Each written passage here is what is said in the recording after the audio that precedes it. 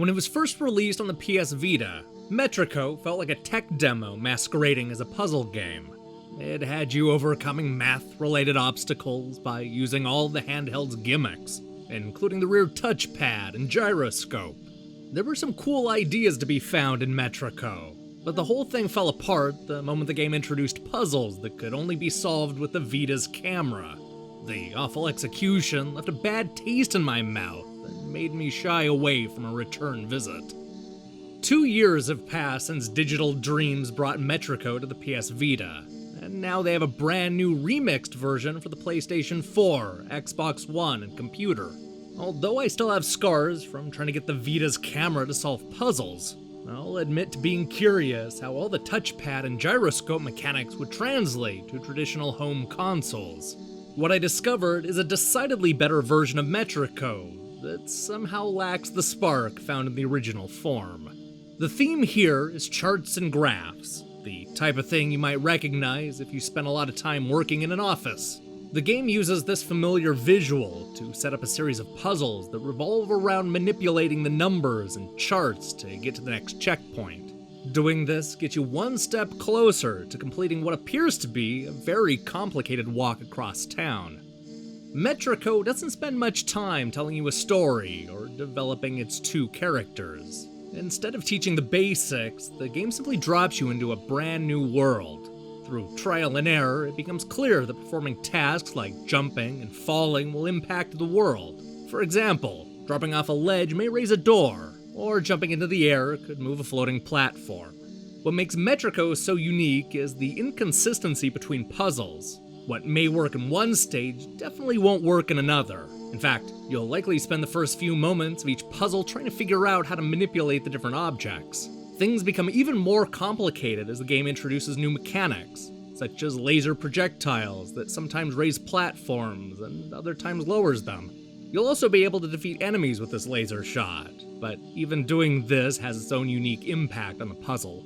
On the Vita, the different mechanics were associated with the system's very specific qualities.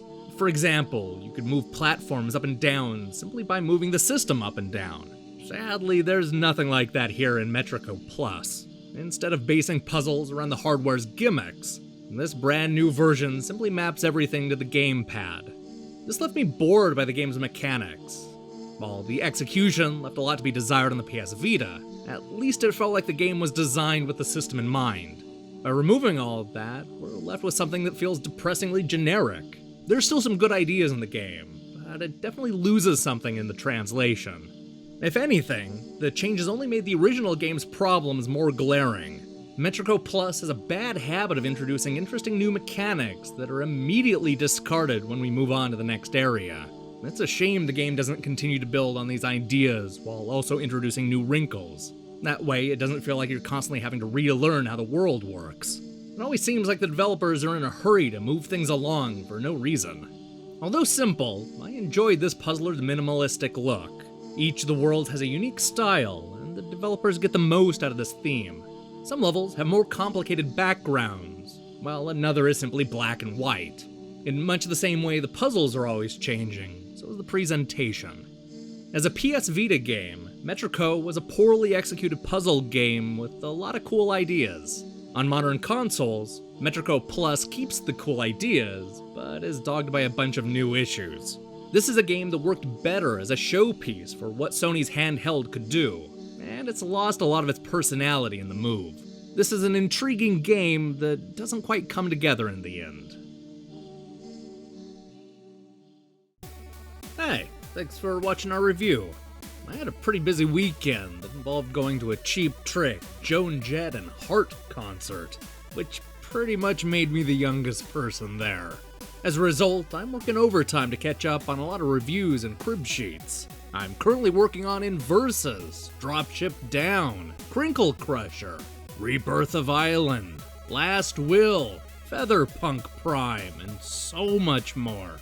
We're also going to be taking a look at the Super NES launch games later this week, so I recommend you click the subscribe button and support what we're doing here. Until then.